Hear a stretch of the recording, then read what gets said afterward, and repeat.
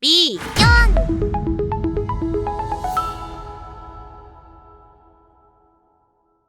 자, 그러면 김동규 우리 21세기 공화주의 클럽 정책위원장님의 발표가 있겠습니다. 가상준 교수께서 이제 포문을 떼셨는데 재밌는 오늘 토론이 될 것 같습니다. 저 같은 경우는 이제 비례대표제를 일단 폐지하자는 입장을 가지고 있습니다. 그래서 제가 봤을 때 그 사물을 볼 때 어떤 게 가보면 장점과 단점이 있거든요. 약 같은 것도 뭐 아스피린도 마찬가지고 타이레놀도 다 장점과 약점이 있는데 타이레놀이 해열제로는 도움이 되지만 예컨대 술을 먹고 나면은 그게 또 간을 망가뜨릴 수가 있거든요. 그러니까 중요한 건 뭐냐면은 상황, 어떤 상황이냐가 가장 중요한 것 같습니다. 그 자체만 보면은 이게 장점되고 단점도 있으니까 이제 어려운데 그렇게 봤을 때 한국이라는 나라, 이 바디 폴리티, 정치 체제라는 이 몸이 가지고 있는 최대의 지금 병이 뭐냐? 한국에 있는, 제가 봤을 때는 한국에 있는 모든 문제의 근원은 권력이 한 곳에 집중되어 있다는 거거든요.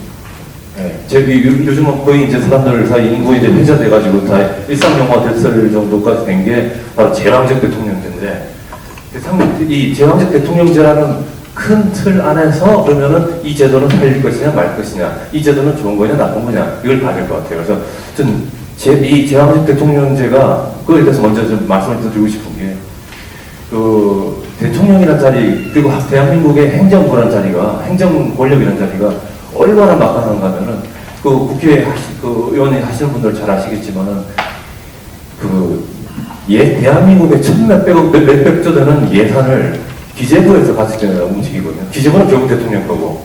그러니까 대한민국의 돈줄, 대통령이라든지 이런 분들한테 야당이라도 말 한번을 잘못하면은 기재부 심지어 기재부 5급 사무관이 그 사람의 선거 공약인 예컨대 경북 상주에 다리를 놓겠다. 근데 그 의원이 대통령한테 조금 딴지를 건다. 그러면 청와대에서나 대통령실에서 아니면은 아예 일본식으로 그 촌턱이라고 그러죠. 아예 눈치를 봐가지고 저분은 대통령에게 조금 하는 분이니까 그 선거 공약, 4년 뒤에 선거를 위해서 가장 중요한 공약인데 이 다리를 놓는 건데 이 다리를 놓는 거 다리 놔두지 마. 할 수 있는 거거든요. 왜냐하면 돈은 대한민국 정부가 가지고 있고 중앙정부가 가지고 있고, 그리고 이게 바로 이제 기재부의 힘이죠. 요즘은 여러분도 아시지만은 이번 정부 보시면 대한민국의 대통령실은 검찰 관료 출신 아니면은 기재부 관료 출신이거든요. 네, 외교부 출신들은 거의 없는 편이고 저는 외교부 출신이지만 그만큼 이 돈줄이라는 게 중요한 거거든요. 이 기재부, 특히 기재부에서 가장 핵심적인 게 예산실. 관료 중에 관료, 예산실. 그리고 또 하나가 또 센 관료라는 게 이제 공안 관료인데 바로 검찰과 경찰 같은 거죠. 국정원. 이 공안 관료 힘이라는 걸 여기 말씀 하나 드리면 미국에서 수사권, 중앙 수사권하고 그다음 정보 감시를 가지고 있는 기관은 FBI라고 합니다. FBI가 얼마나 권력이 센지는 누구나 생각하면은 FBI 옛날에 후보라는 그 국장이 있죠. 우리말은 국장은 너무 낮은 것 같고 더 정확히 하려면은 한 청장 정도 되죠. 처장, 공수처장 할 때처럼 말이죠. 이 FBI가 수사권과 정보를 가지고 있습니다. 그래서 후보가 1930년대 처장을 맡습니다. FBI 국장을 맡는데 이 사람은 70년대 중반까지 살아있는 마지막 날까지 했습니다. 국장을 했습니다. 왜냐? 모든 정치권의 사람들의 약점을 다 잡고 있거든요. 대한민국은 CCTV가 서울 하나 얘기해줘. 서울은 CCTV가 베이징 다음으로 많은 곳입니다. 대한민국의 경찰과 국정원과 수사권을 가지고 있는 검찰은 사실은 이제 정보 기능은 좀 약한 편이고요. 이 정보 기능과 이 공안 권력만 가지고도 아마 정치를 하시다 보면 경험하실 거예요. 그게 얼마나 공포스러운지. 우리도 예컨대 선거 한번 치르고 나면은 300명 선거 딱 치렀는데 한 20명, 30명은 벌써 기소되잖아요. 기소돼가지고 그 중에서 몇 명은 2년, 3년 끌다가 100만 원 이상 벌금 받아가지고 국회의원 실직 거절당하고 말이죠. 그만큼 대통령이 가지고 있는 공안 권력이라는 게 좀 막강하거든요. 이 두 가지 권력을 가지고 지금까지 대한민국 대통령이 얼마나 이 중심에 입법 권력을 이게 좌지우지합니까? 미국 같은 경우는 예컨대 예산 편성은 의회가 하는 거거든요. 국회가. 그리고 예산 편성 말고 법안도 맞아요. 법안도 국회가 담당하는 거예요. 근데 우리는 법안 많은 법안은 사실은 행정법안이 행정에서 행정입법을 하잖아요. 행정부에서 주거든요. 행정부에서 대통령이 사인해서 주면은 그 집권당 같은 경우는 뭐 손을 안 댈 수가 없죠. 예. 그만큼 이게 바로 그럼 이게 뭐가 문제가 되느냐? 대통령이 서울에 있으니 이 대통령 주변하고 계속 만나서 뭘 따내야 될 거 아니에요. 우리가 우리나라 기업이라는 대기업이라는 게 사실은 그렇게까지 시장에서 움직이지 않아요. 아직까지도 물론 가면 갈수록 시장화되고 있지만 아직까지도 국가의 정책에서 일종의 정책적 지원이라든지 아니면 보조금이라든지 많은 걸 받아야지 크기 때문에 공장은 울산에 있다 하더라도 대기업은 다 본사는 서울에 거예요. 대통령 가까이 있어요. 그리고 자, 또 하나 문제는 거 보세요. 그 대통령이 제왕적이라는 말이 되게 무섭게 하나 있는 게 왕은 원래 죽을 때까지 해야 된다. 왕은 중간에 나이 40대가 아니고 10년 정도 하고 나서 그 다음한테 왕한테 물려주면은 그 다음 왕은 전 왕의 권위가 아직까지 남아있는 걸 갖다가 참지를 못해요. 그래서 반드시 제왕적인 왕은 전 왕을, 선왕을 살해를 합니다. 지금 대한민국은 자유민주주의 국가이기 때문에 살해를 하지 않을지 모르겠지만 최소한 그 권위를 파괴하기 위해서 강력하게 공격이 들어갈 거예요. 그건 어쩔 수 없습니다. 제왕적 대통령의 운명이에요.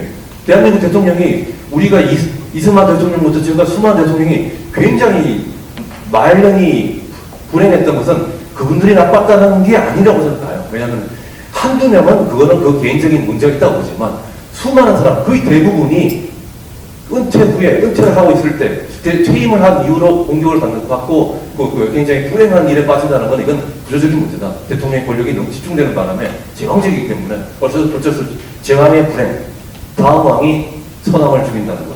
프레이저의 황금가지라는 책에서 그런 얘기를 많이 하거든요. 어떻게 옛날에 보면은 다음 왕이 선왕을 죽이는가. 그래서 대한민국에 있는 많은 이 터뷸런스라고 할까요? 그 소용돌이 같은 경우는 사실은 제왕적 대통령과 관련이 있습니다. 그래서 제왕적 대통령을 갖다 빨리 해소를 해서 권력을 분산시켜야 되는데 분산시키는 방법이 여러 가지 있죠. 대통령 중앙 행정부의 권력을 갖다가 입법부라든지 사법부로 보내는 거. 미국 같은 경우 사법부가 엄청 막강하거든요. 왜냐? 우리는 대통령 대법관 갖다가 6년에 한 번씩 바꿔야 되는데 바뀔 때마다 대통령 눈치를 봐야 된다고, 잘 보여야 된다고요. 그런데 미국 같은 경우는 처음 임명될 때만 한 번 잘 보이면은 그다음부터는 종신제입니다. 미국에서 제일 강력한 권력 중에 하나가 사법 권력입니다. 죽을 때까지 어느 대통령도 건들지 못하는 권력을 가지고 있고. 그러니까 미국의 사법부는 독립적일 수밖에 없죠. 입법부도 마찬가지고.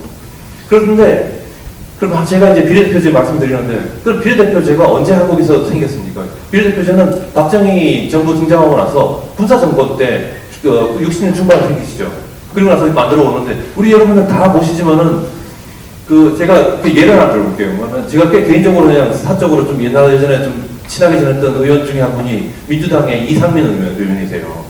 이상민 의원을 볼 때만 느끼는 게 뭐냐면은, 야, 이상민 의원은 중간에 보면은 이제 약간 이해창 총재가 있던 선진당인데서 활동을 하셨잖아요.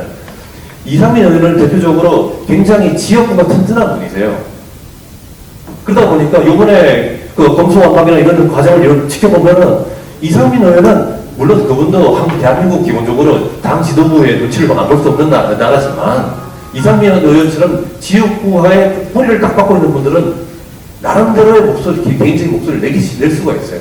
그래서 예컨대 300명의 국회의원이 있으면은 그렇게 지역구가 단단한 분들 같은 이상민 의원 같은 분들이라면은 공천 같은 거 그렇게 무서워하지 않고 덜 무서워하고 아마 300명이 어떤 논의를 시키면은 나름대로 300인 303개의 색깔이 나오면서 다채로운 논의가 이루어질 거예요.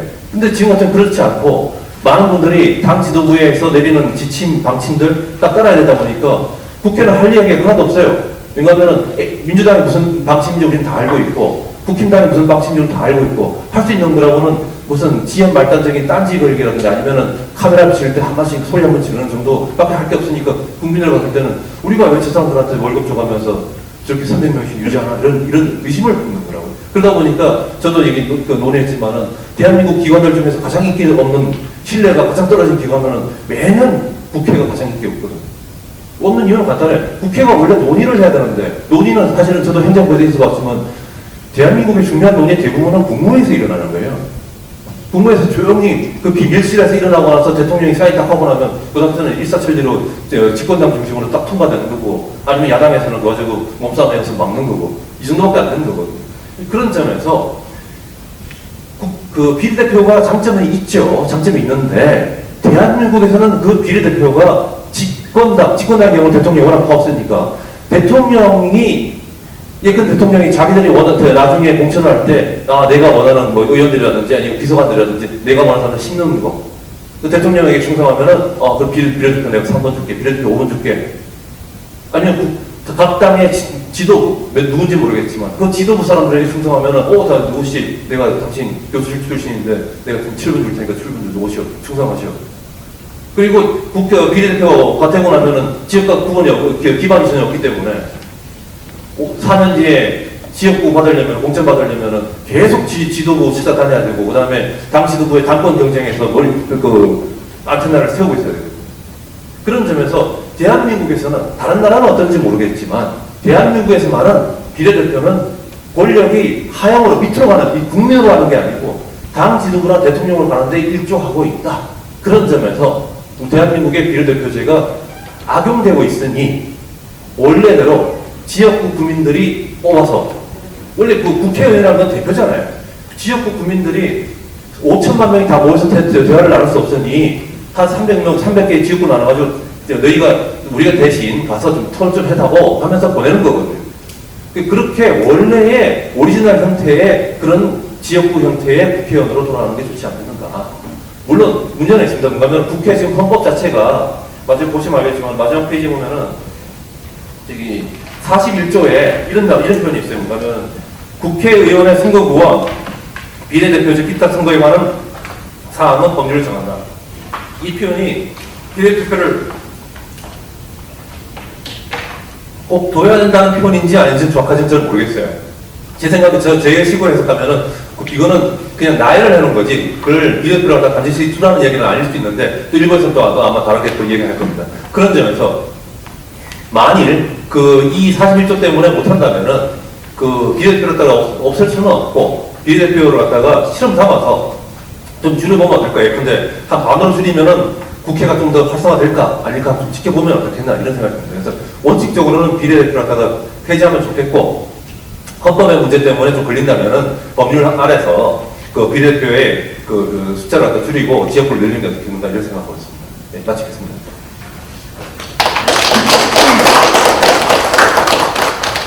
비례대표제는 현대에 들어와가지고 처음 생긴 제도인데 아테네에서는 원래 데모크라시가 댐이라는 게 디스트릭이라는 뜻이거든요.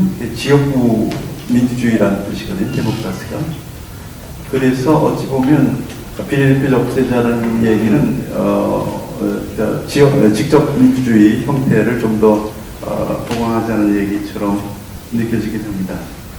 사실 비례대표제는 이 국민들의 사회 분열선을 국회로 그대로 옮기려고 했었던 그런 이데올로기라서 그게 과연 이 사회 분열선이 추상화돼 가지고 국회에 와서 좀 추상력이 높은 쪽에서 통합을 하는 논의의장을 만들자기보다는 사회와 똑같이 분열선을 만들어내자라는 것이라서 사실상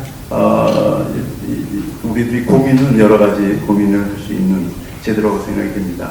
다만 비례대표자 한국에서는 기본적인 그런 생각보다는 대통령의 권력을 강화시키는 국정 장악력을 높이기 위해서 도입된 제도라서 그게 아직도 그렇게 지켰었던 초기의 의도가 아직도 관철되는 거 아니냐는 그런 우려는 지금 많이 있습니다. 지금 이제 지난 정권에서 우리가 봤듯이 권력 집중 문제, 제왕적 대통령제에 아주 극단까지 몰아가서 사실 권력이 사유화되고 자의적 권력으로 운영됐었던 모습들이 너무 커서 우리 김동규 공화주의 클럽 집행위원장님으로서 공화주의 입장에서 봤을 때는 상당히 우려가 크게 보이지 않나 하는 생각이 듭니다. 이 비례대표제 문제는 또 우리 송평인 논설위원님께서 아주 깊게 또 짚어주실 거라고 생각이 들고요. 그러면 마지막에 이제 정당을 물론 이게 이제 국회 벌써 이제 큰 진영 정치에서 국회 개혁 문제가 나왔고 이제 정당의 결국 이 정당 민주주의를 우리가 끌고 가기 때문에 이 정당에서의 새로운 사람들을 어떻게 충원하느냐, 충원 방식 문제가 우리 정치들을 이렇게 만들어가지 않느냐는 문제의식이 누구나 다 갖고 있는 문제의식인데, 거기에 대해서 특히 우리 그 국힘당 내 자유우파의 정당이 좀 민주당과 좀 많이 다르지 않습니까? 그 거기에 있어서의 문제점에 대한 깊은 그 천착을 우리 그 주동식 광주 광역시 서구 당협위원장님께서 이제 고민을 많이 해오셨습니다. 한번 깊이 한번 들어보십시다. 이런 문제의식에서 시작을 했습니다. 그 열세의 원인이 당원과의 괴리, 그리고 결과적으로 당원들의 정치적 성숙도가 낮기 때문에 생기는 현상이다. 그런 문제의식입니다. 그래서 그런 문제를 일시적인 정치공학적인 차원이 아니라 장기적이고 전략적인 차원에서 어떻게 해결할 것인가 하는 문제의식에서 시작했다는 것 같습니다. 먼저 우파의 정치적 무능력에 대해서 말씀드리겠습니다. 우리나라 우파는 건국도 했고 산업화도 했지만 정치는 한 적이 없다고 봅니다. 우파의 정치는 청와대의 국회 파견 업무, 행정의 일환에 가까웠다고 봅니다. 이 현상적으로 이런 원인 때문에 이렇게 나타나게 된 현상이 우파의 광범위하게 퍼져 있는 정치 혐오 현상입니다. 우리나라 국민들의 정치 혐오 현상이 좀 심각하지만 그중에서 우파가 좀 심한 편입니다. 단적인 예를 들 수 있는 것이 저 어렸을 때부터도 많이 들었던 이야기입니다. 말 많으면 빨갱이라는 이야기 많았죠. 말이 많으면 빨갱이라는 이야기, 우파의 정치 혐오를 나타내는 대표적인 표현이거든요. 정치는 기본적으로 말로 하는 전쟁입니다. 근데 말 많다는 것을 혐오하는 것 자체가 일종의 정치 혐오 현상입니다. 이런 게 물론 파행이 심각하다고 봅니다. 그 남북 분단은 지금 여기에 대해서 남북 분단은 근대화를 둘러싼 체제 경쟁이라고 봐야 되는데 대한민국은 이 체제 경쟁에서 승리를 뺐습니다. 하지만 정치 투쟁의 영역에서는 북한에게 열세를 보여왔다는 게 저는 인정해야 한다고 봅니다. 이것도 우파의 정치적 무능력의 하나라고 생각하거든요. 이런 우파의 정치적 무능력은 이념적 차이에서도 기인한 것이긴 합니다. 마르크스와 레닌주의, 이런 좌파 이념은 여기 주사파 주체사상도 포함을 합니다. 예초부터 정치 투쟁과 권력 정치라는 목적을 위해서 설계주의적 관점에서 위에서부터 설계한 목적을 갖고 설계한 그런 이념이거든요. 당연히 정치력에서 우위를 나타낼 수밖에 없습니다. 우파의 경우에는 좀 경험주의적 이념이기 때문에 이런 설계주의 개념하고는 달라가지고 도구로서의 정치 이념하고는 좀 거리가 멉니다. 당연히 이제 정치쟁에 있어서는 여기 열세를 나타낼 수밖에 없고, 북한은 체제 경쟁에서 분명히 패배했음에도 불구하고 정치적 어젠다 주도 능력으로 이것을 지금 상쇄하고 있는 상황입니다. 이런 이념적 차이는 대중 접촉 면적에서도 드러납니다. 민주당은 다양한 영역의 시민단체를 통해서 부문별 어젠다 그리고 인력을 공급받고 있습니다. 민주당은 사실상 우리나라 범좌파 진영, 이 빅텐트의 제도 정치권 에이전트라고 볼 수가 있습니다. 이것을 하나 보여주는 현상 중에 하나가 중요한 정책 국면이 되면은 좌파 진보의 원로라는 사람들이 나타나가지고 한마디씩 하는 이런 부분도 좀 나타나고 있거든요. 시민단체의 배우라고 할 수 있는데 이 좌파 원로들의 영향력도 막강하다는 걸 알 수가 있습니다. 좌파 정당의 이런 구조는 장점이 있습니다. 대중 접촉 면적이 넓고 이슈 파이팅이 강합니다. 그리고 임기 응변에도 능합니다. 반면 의사결정 구조가 불투명하고 또 아마추어적입니다.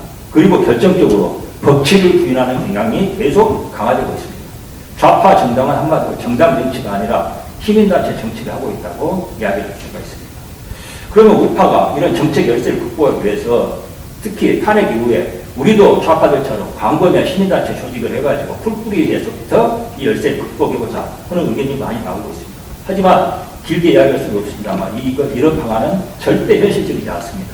가능하지 않다는 거 말씀드리고 싶고요. 우파가 정치투쟁의 열세를 극복하는 유일한 방안은 제대로 된 정당 정치를 하는 것이다. 그것을 강조해서 말씀드리고 싶습니다. 우리나라 지식인들, 특히 학계에서는 정당 정치의 중요성을 점점 부정하는 경향으로 강해지고 있는 걸로 알고 있는데 저는 굉장히 심각한 오류라고 생각합니다. 그러면 제대로 된 정당 정치를 하는 방안은 무엇인가? 저는 거기 진성당원제로 출발해야 한다고 생각합니다. 리더십 창출 프로세스에 대해서 말씀드리겠습니다. 리더십은 정치 컨텐츠의 인격화라고 저는 정의를 합니다. 당에서, 정당에서 정치 컨텐츠가 제대로 유통될 때 그 정치 컨텐츠를 대표하는 정치인의 리더십이 만들어진다고 생각합니다. 과거에 오히려 양김씨나 이런 분들이 민주화나 여러 가지 정치 어젠다를 내세워서 정치 인격, 리더십을 만들었고 이게 정치 컨텐츠의 인격화라고 봅니다. 그런데 우리나라 보수 정당은 정치 컨텐츠가 아닌 정치 이권이 유통되는 구조였다. 저는 그렇게 봅니다. 우파 정당은 이런 리더십 창출 프로세스가 결여되어 있다는 겁니다. 좌파는 시민단체를 통해서 현장 경험의 풍부한 인력을 수혈을 받았는데 우파는 이런 경로 자체가 존재하지 않습니다. 우파의 리더십 창출은 주로 어떤 식이냐면 정치권 밖에서 출세한 사람들, 다른 분야에서 성공한 사람들을 수혈하는 방식이었습니다. 대표적인 게 안철수라고 볼 수가 있죠. 우파 정당의 법조인, 학자, 기업인 출신들이 많은 이유가 이것입니다. 21대 국회에 공천을 보자고 그러면은 민주당은 40명 공천해서 30명 당선했는데 미래통합당은 48명을 공천했습니다. 그래서 12명 당선됐죠. 법조인이 소위 말해서 밖에서 만들어진 리더십을 안으로 창출하는 대표적인 사례라고 생각합니다. 이게 가장 문제로서 저 리더십 창출을 못하는 이 불임 정당에 대한 근본적인 원인이라고 생각합니다. 당의 조직 기반 문제를 말씀드리겠습니다. 밀실 공천 구조입니다. 현재 우리나라 정당의 공천은. 이런 밀실 공천 구조에서는 당의 일선 소대장들인 당협위원장들이, 저 역시 당협위원장입니다만은 당원들을 모집하고 조직하고 교육 훈련을 할 이유가 없습니다. 이준석 대표가 당원 모집하라고 난리 법석을 피웠는데 사실상 그거 의미 없습니다. 그거 전부 이런 말씀은 기분 나쁜지 모르겠지만 일종의 사실은 페이커 당원에 가깝습니다. 진짜 당원이 아니라는 이야기예요. 읍소해가지고 아는 사람, 이중당적, 삼중당적도 많습니다. 특히 광주 같은 경우에는 민주당 거의 당원, 이 사람 한 사람들이 또 국민의힘 당원이기도 하고 그런 경우가 너무 많아요. 진짜 당원이 아니라는 이야기입니다. 저기 한마디로 이래서 이 밀실 공천 상태에서는, 구조에서는 당협위원장들이 현장에서 뛸 이유가 없어요. 그럴 시간에 중앙당에 올라와가지고 열심히 눈도장 찍는 것이 낫다는 겁니다. 좀 더 역설적으로 말해가지고 당원 활동을 열심히, 현장 활동을 열심히 한 당협일수록 오히려 전략공천, 밖에서 내리꼴찍기를 할 가능성이 높아집니다. 왜냐? 현장 활동 열심히 하면 그 정당의 당선 가능성이 높아지잖아요. 당선 가능성이 높아지면 그래서 내리꼴찍 가능성도 높아진다는 겁니다. 결과적으로 당원들과 지지자들은 당과 일체감을 느끼지 못하고 구경꾼이 되게 됩니다. 당원과 지지자들이 구경꾼 노릇만 하니 당의 활동력이 약해집니다. 당원과 지지자들은 그래서 훈련을 받지 못합니다. 당원과 지지자들이 훈련받지 못하고 정치적 성숙도가 낮으니까 오히려 이들의 목소리는 더욱더 묻히게 됩니다. 당원들 목소리 들을 필요 없다는 이야기가 당연히 되는 겁니다. 당이 정상화되기 위해서. 그런 식의 논리가 횡행을 하게 됩니다. 이거 한마디로 악순환이거든요. 이런 악순환의 권리를 끊지 않으면 안 된다고 봅니다. 한마디로 당원과 지지자들이 당의 활동에 제대로 체계적으로 참여할 수 있는 길을 열어줘야 한다는 겁니다. 하지만 생업에 바쁜 생활인들에게 직업 정치인 같은 활동을 기대하는 것은 저는 말이 안 된다고 보고 비현실적이라고 봅니다. 유일한 대안은 당의 공천권을 당원들에게 돌려주는 것이다. 저는 그렇게 봅니다. 공천을 두고 말썽이 많으니까 되게 이걸 회피하는 방법으로 여론조사에 의지합니다. 그런데 여론조사 방식은 계속해서 역선택 이야기가 나오기도 하는데 더 심각한 문제를 안고 있습니다. 당원이 의사결정에서 소외되고 이는 당과 당원의 괴리를 더 악화시키게 됩니다. 원래 공천이라는 것은 정당이 자기 책임 아래 공직 후보를 유권자에게 추천하는 것입니다. 공천이라는 말 자체가 그겁니다.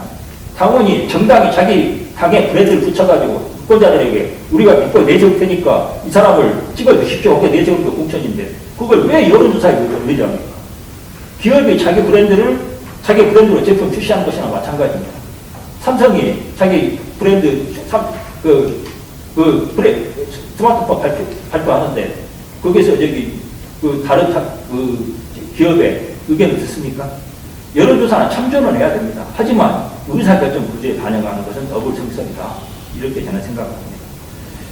당원과 지지층의 정치적 훈련 부분에서 말씀드리겠습니다. 우파는 좌파처럼 정식화가 가능한 정치 도구만 세계관이 없습니다. 이건 아까 제가 말씀드린 좌파 우파의 이념적 차이에서 기인한 경험주의적 가치관에 근거하기 때문에 한마디로 이 체계적인 정치 학습이 쉽지가 않습니다. 우파의 경우. 박근혜 대통령 탄핵 이후에 우파들이 정치적으로 많이 각성을 했습니다. 반성을 했어요. 우리가 정치적으로 너무 열악하거나 정치적으로 무능하거나 하는 걸 깨달은 시민들이 다양한 방식으로 시민 정치 교육을 시작했습니다. 하지만 성공 사례 거의 없습니다. 우리 인정해야 됩니다. 결정적인 이유가 체계적인 커리큘럼을 만들지 못합니다. 그냥 그때그때 유명한 분 부르고 그래가지고 정치 강연 중심으로 교육을 진행했습니다. 이것은 시사 교양이지 정치 교육이 아닙니다. 커리큘럼이 없는 정치 교육은 정치 교육이 아닙니다. 우파 정당의 당원 교육도 오래전에 이미 실종됐습니다. 이거 다들 아는 이야기입니다. 이거 당세의 약화가 원인이지만 본질적으로는 폐쇄형 교육 자체가 이 내리꽂는 즉 이 주입형 교육 자체가 우파의 정치 체질과 맞지 않는다는 것을 우리가 인정해야 됩니다. 우파의 정치 교육은 좌파처럼 톱다운 방식으로 사람들 모아서 강의하는 집중 주입식 교육으로는 강연이 가능하지 않다. 그러면 우파의 정치 교육을 포기해야 되느냐? 그게 아닙니다. 우파의 정치 교육을 해야 되는데 그 방식이 달라야 한다는 겁니다. 어떤 방식이냐? 당원의 정체성이란 공통 분모를 가진 시민들이 당원들의 공통 관심사, 정치, 경제, 사회, 문화 이것을 놓고 보다 구체적으로는 실제 정치적 선택, 바로 공천권을 놓고 토론하는 이런 방식이 한다고. 이게 진짜로 우파 시민들의 정치 교육이 될 수밖에 없다고 생각합니다. 즉, 누구를 당해 공직선거 후보로 공천할 것인가를 놓고 당원들이 토론하는 것, 이것이 우파의 정치 학구가 되어야 됩니다. 이 토론에서 모든 문제가 다뤄질 수 있습니다. 실제 선택을 둔 실제적인 문제를 다루는 선택이 토론이기 때문에 절박하고 진지하고 그 다음에 구체적인 내용이 풍부합니다. 토론 규칙을 엄밀하게 운영하면은 이것이야말로 우파 정치학부의 역할을 할 수 있다고 저는 생각합니다. 우리나라 지방자치가 완전히 흑폐된 것도 토론 문제 때문입니다. 톡톡이 아메리카의 민주주의에서 타운홀 미팅을 예시로 들었는데 이런 전통 자체가 한국에는 없습니다. 토론 문명 문화 자체가 없어요. 특히 풀뿌리로 갈수록 토론 문제가 참 심각합니다. 이렇게 되면 민주주의는 무사합니다. 한국에서 토론이 가능한 것은 현실적으로 가능한 방안은 세계관이 다르고 정치 철학이 다른 이 집단 시민들끼리 토론 자체가 안 됩니다. 한국 같은 경우에 토론 문화 전통이 너무 미약하기 때문에 토론이 가능한 것은 공통의 정치적 가치관을 갖고 있는 공유하는 당원들 사이에서 토론만이 가능하다고 봅니다. 예, 진성당원에게 공천권을 돌려주자 말씀을 드리겠습니다. 밀실 공천의 문제점을 극복하고 당의 리더십을 창출하며 조직 부안을 강화하고 당원의 교육 효과까지 거둘 수 있는 유일한 방안이 대안이 진성당원에게 공천권을 돌려주는 것이라고 생각합니다. 진성당원은 당원의 정체성과 자격을 갖춘 당원입니다. 민주당은 우리는 국민의힘은 책임당원이라고 부르고 민주당은 권리당원이라고 부르는데 바로 책임과 권리, 진성당원의 두 특징을 나타내는 용어라고 생각합니다. 진성당원은 당원의 책임과 의무를 그리고 책임 의무와 권리를 결합한 당원입니다. 예, 정체성은 교육 그리고 책임과 의무는 당비라는 표현으로 지략이 될 수가 있습니다. 핵심은 결국 당비 납부입니다. 당비를 납부를 해야지 나머지 참여도 가능해집니다. 그리고 기독교 목사님들이 진짜 은혜를 받으면 이것이 다 지각으로 나타난다는 말씀을 하시는데 우스갯소리에 비슷합니다만은 상당한 진실을 갖고 있습니다. 당비를 내는 당원은 그 돈 아까워서라도 당 활동에 참여해야 됩니다. 당비는 이제 국민의힘 같은 경우는 1,000원인데 이거 진짜로 창피한 이야기입니다. 당비는 이를 1,000원 당비는 눈 가리고 아웅하는 겁니다. 저는 최소한 월 10,000원 이상이 되어야 한다고 생각합니다. 요즘 10,000원이라고 그러면 점심밖에 먹고 커피 한 잔 추가도 못합니다. 웬만한 친목모임 대비도 사실은 활발한 친목모임이라면 월 10,000원 이상은 기본이거든요. 그런데 이 당원이 된다는 것은 시민들의 현실 참여 활동 중에서 가장 고차원적인 활동입니다. 그런데 이런 활동을 하면서 10,000원 더 내지 않는다? 이거 말이 안 되는데. 그러면 10,000원이 정말 부담스러워서 안 되느냐? 그게 절대 아닙니다. 월 10,000원 당비를 말하면은 막 충격과 분노를 느끼는 당원들이 많이 있습니다. 이 당 활동을 열심히 하는 분들일수록 그래요. 근데 이거 이유가 뭐냐?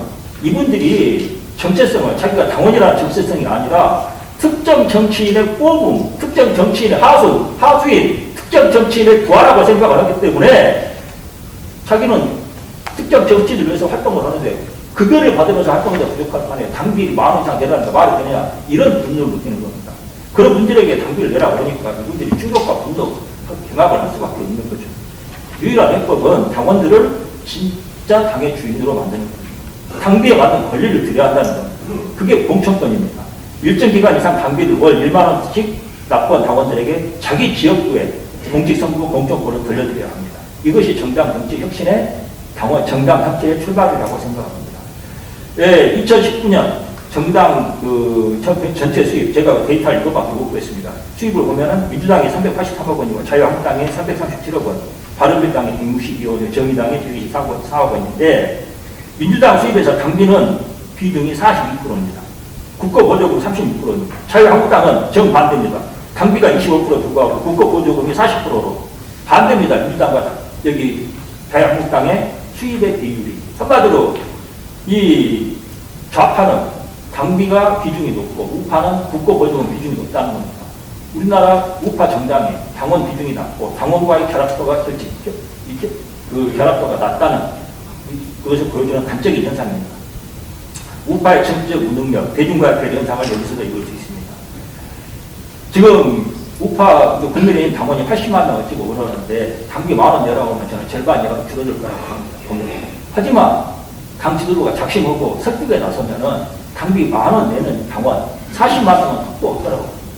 제가 이거 잘 모르시는데 당비는 기부금 처리가 되기 때문에 1년에 10만 원은 환급이 됩니다. 한마디로 말해서 당비 월 10,000원씩 10만 원 내고 실제로는 월 1년에 2만 원 내는 겁니다. 1년에 2만 원. 1년에 2만 원을 안 내가지고 우리나라 정당이, 우파 정당이 보사되고 있고 이 국고 보조금에 의지해가지고 살고 있는 겁니다. 활동도 못해요, 지금. 제대로 활동 못합니다. 우리나라 우파 진영이 제일 큰 문제점이 우파 지식인들을 키우지 않는다는 건데 그 우파 지식인들에게 진짜 책 한 권씩이라도 사드릴 수가 있어요. 그 한번도 안 합니다, 지금. 얼마나 비참한 일입니까? 10,000원 때문에. 1년에 2만 원 때문에. 지금 여의도 연구원 완전히 부실화해가지고 아무것도 활동 안 한다고 그러는데 이 무슨 돈부터가 급한 겁니다. 저는 이것을 우파가 살아날 수 있는 근본 방안인데 이걸 안 하고 있습니다. 이 1년에 40만 명씩만 매월 당비 10,000원씩 내면 월 45억 원, 1년이면 480억 원입니다. 국가보조금 한 푼도 안 받아도 지금보다 몇 배 충실한 정당 운영이 가능합니다. 당원들이 돈을 안 내니까 어떤 결과가 되느냐. 모든 조직은 돈 끌어대는 사람의 뜻대로 뜻을 따르게 되어 있습니다. 결국 돈 끌어댈 수 있는 사람, 정치적인 실력자, 국회의원 중심의 당 운영이 되게 됩니다. 당원들은 점점 써야 됩니다. 당의 주인이 없어집니다.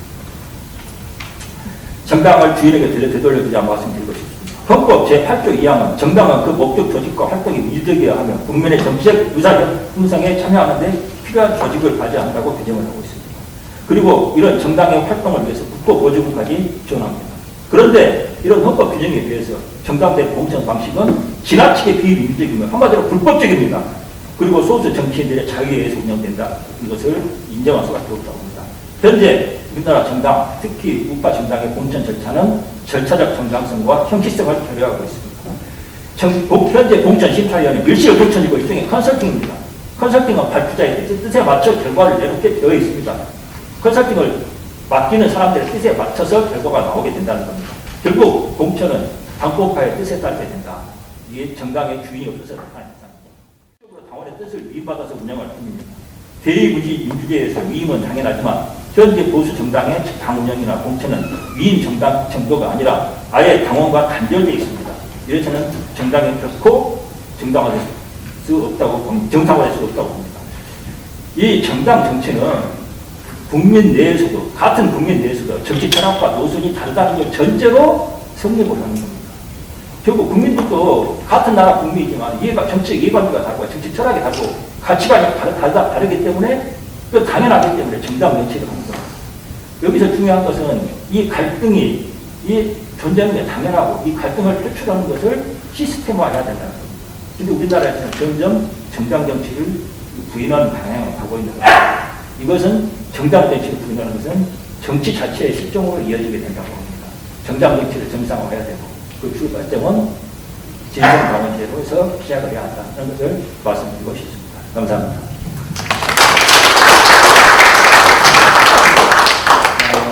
우리 하도 울분을 토하시는 것 같아서 시간을 좀 많이 드렸습니다. 우리 주동식 대표가 이 국힘에 들어온 지는 그렇게 오래되지는 않으시죠? 네, 2년 됐죠. 2년 되셨죠. 워낙 우파 정치에 대한 우려를 많이 하시다가 들어오셔가지고 정말 우파 정치를 다시 세우려고 하는 열정이 대단하십니다. 그 걱정도 대단하시고요. 우리들이 우파 정당, 민주당하고 우리 우파의 국힘당의 어떻게 보면 많은 차이들을 느끼시고 우려들도 우리가 많이 하는 게 있으시죠. 저쪽은 자기들 후보들을 스스로 만들어내고 있는데 우리는 대체로 밖에서 이렇게 들여오는 그런 모습들이 이제 많이 보이고 그래서 불임정당이라는 말씀도 많이 하고 계시고 이쪽은 비전이 좀 저쪽에 비해서 저쪽은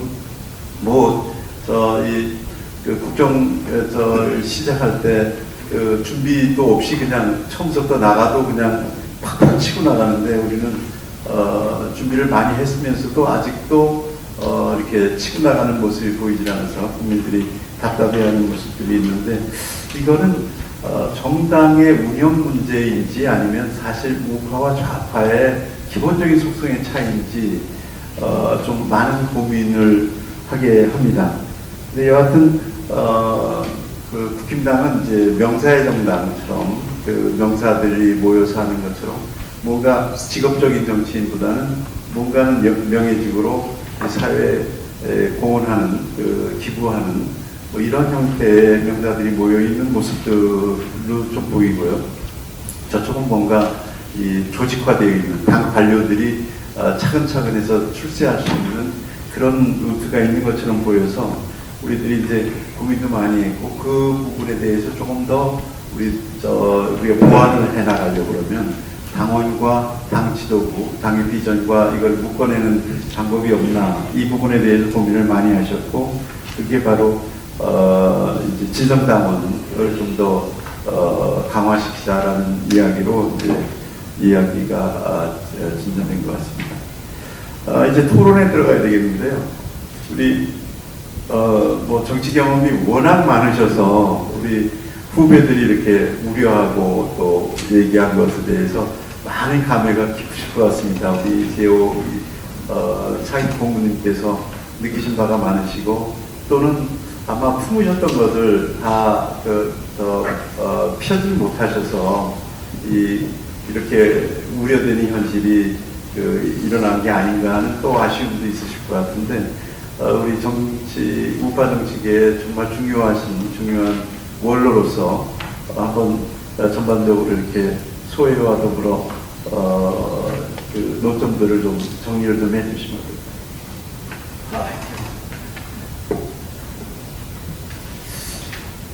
오랜만에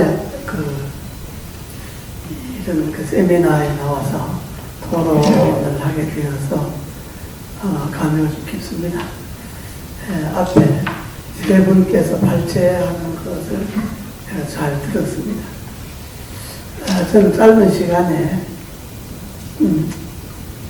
몇 가지 줄거리만 제가 평소 생각해 왔던 것을 말씀을 드리겠습니다.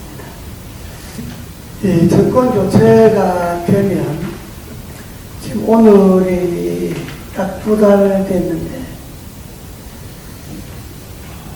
지금 대통령의 지지도도 뭐 30% 되고 여당도 지금 자기 길을 못 찾고 지금 헤매가 있고 여당이라고 할 것도 없이 국민들에게 부담만 주고 있고 당 대표란 사람이 뭐 내가 대표다 아니라 하고 싸우고 있는 마당이니까 참 정치를 오래 한 사람으로서 상당히 좀 부끄럽고 또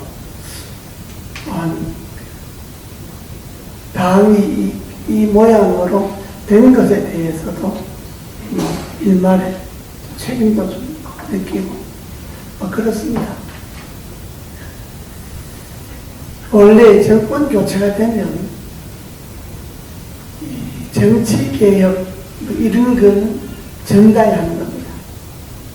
그동안에 이제 쭉 정당하면서 누적되었던 것들을 정권을 잡았을 때 정치, 국회, 정당 전반적으로 개혁안을, 그러니까 나라의 정치 개혁 전반의 안을 만들어내는 건 정당입니다. 그리고 경제라든지 안보라든지 교육이라든지 산업 이런 것에 대한 개혁은 정부가 하는 겁니다. 그러니까 대통령을 중심으로 한 정부는 당연한 경제, 교육, 안보, 남북관계 이런 데서 국민들에게 안을 내놔야 되고 정당 그것과 좀 떨어져서 그건 이제 정부가 하는 거고 대통령실에서 하는 거고 정당, 국회, 선거 이런 것들에 대한 개혁안을 내는 것이 그게 이제 정치개혁으로 가는 두 라인입니다. 그런데 지금 우리 정부는 보면 당도 그러고 정부도 그러고 자기들이 할 거를 다 제대로 못하고 헤매고 있는 것 같아요. 그러면 정치개혁을 구체적으로 어떻게 하는 거냐 여러 논의도 있고 토론도 있고 있습니다만은 제가 생각하고 있는 것만 간단하게 말씀드리면 해방 70년이지 않습니까? 분단된 지 70년이고 그러니까 정치적 갈등과 분열과 혼란 이게 70년간 이어온 거죠. 그러면서 새로 들어서는 정권은 그걸 고친다 그러면서 결국은 지난 정권의 그대로 되풀이하는 조금 좋은 점 한두 개 만드는 이런 것으로 끝이니까 정치가 전망이 안 보이죠. 우리나라 정치의 가장 큰 폐단이 뭐냐?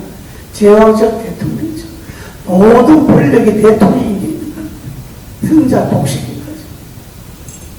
이번에도 보십시오. 윤석열 대통령이 48%고 이재명 후보가 47%고 0.73%로 이겼는데 1630 몇만 가자 1600만 표인데 근데 권력은 어떻습니까? 국민들의 뜻은 0.73%밖에 차이가 안 나는데 권력은 전권을 다 잤잖아요. 전부를 다 갔잖아요. 그러니까 국민의 뜻의 반은 선거로부터 투표가 끝나면 반은 국민의 뜻이 없어져 버리는 거죠. 참여를 못하는 거죠, 정치. 이것이 제왕적 대통령에서 나온 겁니다. 그러니까 대통령이 되면 다 가는 겁니다. 그러니까 이걸 고치지 않으면 나는 정치에 한국 정치가 별 미래가 맨날 포도리표 아니냐. 그래서 제일 첫 번째 중요한 게 개헌을 통해서 제왕적 대통령의 권한을 분권을 해야 됩니다. 대통령의 권한과 내각의 권한을 나누고 그러니까 대통령 우리나라는 분단이 되어 있으니까 외교 통일 국방 이런 대통령이 갖고 나머지 국내 정치 교육, 산업, 기타 경제는 다 내각에 넘기고 그러니까 내각은 모든 권력을 중앙에 짚고 나는 것이 아니고 내각의 권력은 지방정부와 나누는 겁니다. 그러니까 대통령의 권한은 내각과 나누고 내각의 권한은 지방정부와 나누고 그러니까 이렇게 해서 분권을 하는 것이 첫 번째 정치개혁이다. 분권을 해서 대통령의 임기는 5년을 하든 4년 중임하든 그건 그렇게 중요하지 않습니다. 일단 분권을 해서 나라의 권력을 평준화한다. 내각도 이기는 당이 다 차지하는 게 아니고 국회 의석 수대로 의석 비례해서 내각을 나누는 겁니다. 왜냐? 국회 의석은 국민의 뜻이니까 국민이 심어준 거니까 그러니까 국민이 심어준 대로 국민의 의사를 내각에 반영하려면 국회 의석 수대로 내각을 구성한다. 이것이 분권 핵심입니다. 이렇게 정치제도를 한번 바꾸어서 향후 한 70년, 100년을 한번 해보면 나라가 엄청 국제사회가 변하니까 우리나라도 변해야 되는데 우리는 변하지 않고 맨날 있는 우물 안에서만 놀고 있잖아요. 그러니까 나라도 한번 국제의 흐름과 함께 크게 한번 정치제도를 바꾸는 것. 이것이 첫 번째고, 두 번째는 정당. 이 양당 제도는 이걸로 끝내야 됩니다. 윤석열 정부로 끝내야 됩니다. 양당 정부가 되니까 제왕적 대통령을 만들고 승자 독식을 만들고 권력 가진 사람이 모든 걸 전행하는 게 되잖아요. 그러니까 정당은 다당제가 맞습니다. 그래서 다당제로 하면 선거구도 중대선거구로 바꿔야 합니다. 현재 중대선거구는 인구가 기초자치단체별로, 공약단체별로 편차곤제 심하니까 전국을 인구 100만 명 단위로 한 50개 정도 선거구로 만듭니다. 그래서 50개 선거구에 한 선거에 4명 정도로 국회의원을 뽑으면 200명이 됩니다. 그러니까 국회의원 말하자면 하원은 200명으로 하고, 그리고 한 100만 명 단위 50개 선거구에 1명씩 상원을 뽑는 거죠. 상원을 50명 하고, 거기도 뭐 조금 더 하면 난 뭐 상원을 한 100만 단위 50개 선거에 2명씩 하면 100명이 되는 거죠. 그러면 하원은 200명, 상원은 50명에서 100명 하고 비례대표제는 없애는 거고, 이렇게 해서 국회의 틀도, 정당의 틀과 국회의 틀을, 정당은 이렇게 되면 1, 2번 아니면 당선이 안 되잖아요. 호남에는 민주당 쪽에 가야 당선되고, 영남에는 국민힘이 가야 당선되고, 이건 사실 정당 제도가 아니에요. 정당이 지역 기반을 갖는 건 좋습니다. 그러니까 그 지역 기반이 지역 감정이 돼갖고, 민주당은 호남에 무조건 되고, 경상도에는 무조건 국민힘이 되고, 이건 국가를 운영하는 정당이라고 볼 수가 없지 않습니까? 양당제.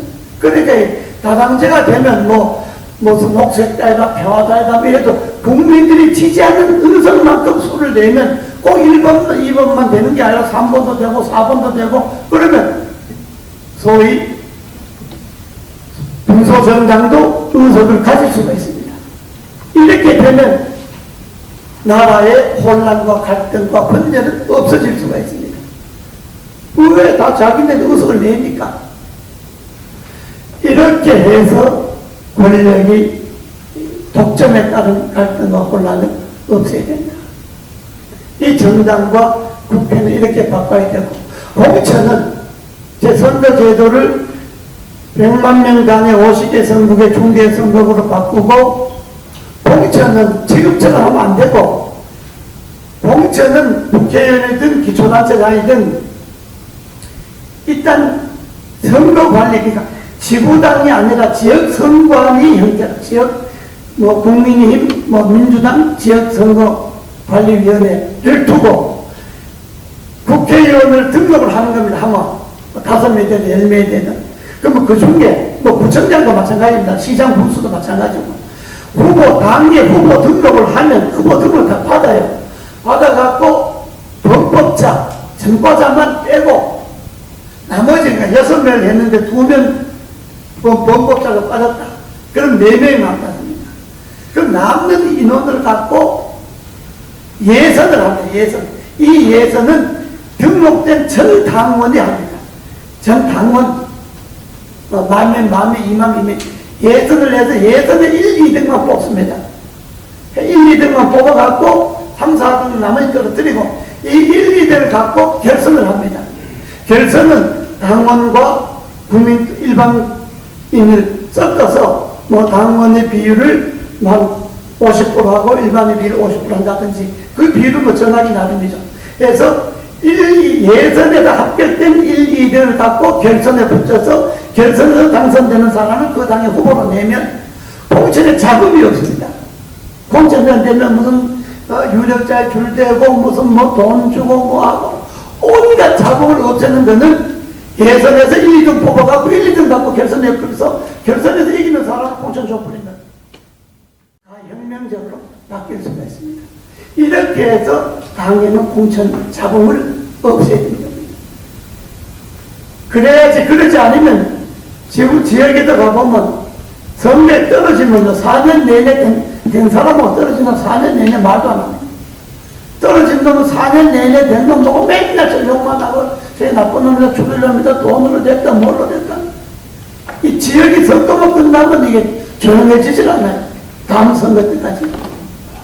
이런데 무슨 나라가 뭐 갈등과 혼란과 분열을 어떻게 없애겠어요. 선거만 하면 갈등과 분열이 증폭되는 거예요.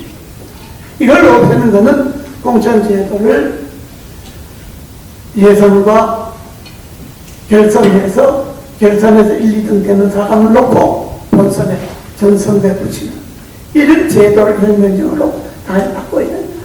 이런 안을 그리고 행정구역도 마찬가지입니다.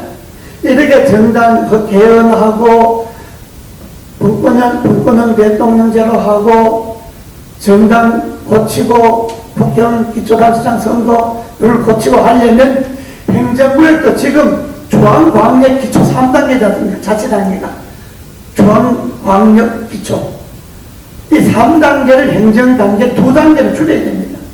중앙과 광역 2단계를 줄이고 기초는 행정단계로 자치단계가 행정단계로 두고 그리고 선거를 줄여야 됩니다. 기초의원 선거, 광역의원 선거 줄여야 됩니다. 기초단체장 선거 줄여야 됩니다. 광역단 인구 100만 단위의 50개 광역 지역구가 그것이 행정 기능을 담당하는 그러니까 50개 광역 자치시가 되는 그렇게 해서 광역 자치시별로 행정권, 치안권, 교육권을 주는 겁니다. 이렇게 해서 나라 전체를 새롭게 한번 바꾸는 이런 안을 놓고 여야가 토론을 하고 학자들과 전문가들 토론을 하고 뭐 이런 걸 당이 만들어야 됩니다.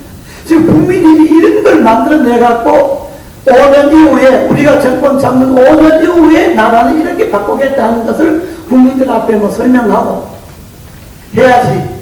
그런 건 나는 전부 지국회 오는 생각 자기 뭐 생각만 하고 당이 이 꼴로 하니까 이 당이라고 할 수도 없지 않습니까? 정권 잡은 지 2달밖에 안 됐는데 무슨 뭐 당이라는 게 뭘 국민들 앞에 뭘 제시한 게 있습니까?